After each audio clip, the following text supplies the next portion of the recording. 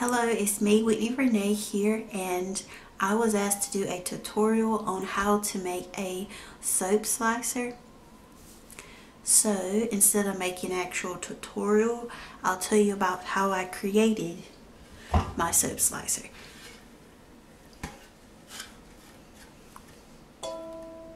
So once I unmolded my soap, my original plan was to make a soap slicer that sat on the table, flat on the table, where I could push my mold through with it standing straight up.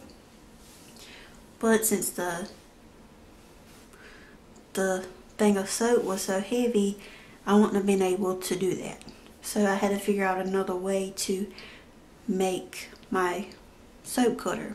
So I decided that I needed to make one where I wouldn't have to pick up my soap because soap weighed so much. But here's what I did. After my soap mold was made, I had pieces of wood left over, which was this piece and this piece and these two little boards here. So after I screwed these two boards on here, I realized that from here to here was the exact the exact width of my soaps that I wanted. So from here to here is the width, and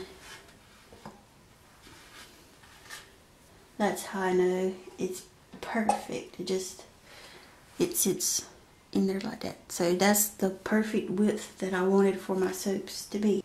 So after I realized it was the perfect width, and I went ahead and I screwed them and I glued them on here, I had to figure out where I wanted to put my eyes.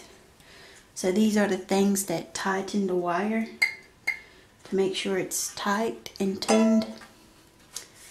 So I measured 2 inches from here, 2 inches from here and here, and right here.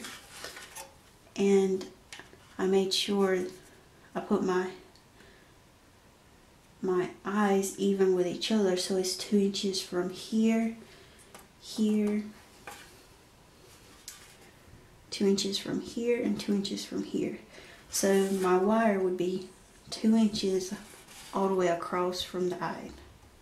That's because it didn't matter where I placed my wire at, because my width, because this was my width right here. And I set my board down. It doesn't sit flat across. I have to lift it up to make it straight. So I needed something to help keep it level. So I had this here piece left, and I can set it up there like that, and it makes it level. So now since this is leveled and I push it, it cuts straight bars. So, and once I got my mold out of my box, I flipped my box over. I set my slab on top of the box, and then I had this board here, and then I was able to push.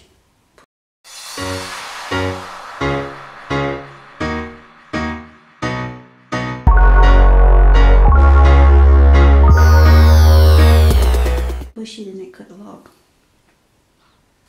So that's how I came up with my soap slicer. I hope you enjoyed this video. If you did, please click the like button and do not forget to subscribe.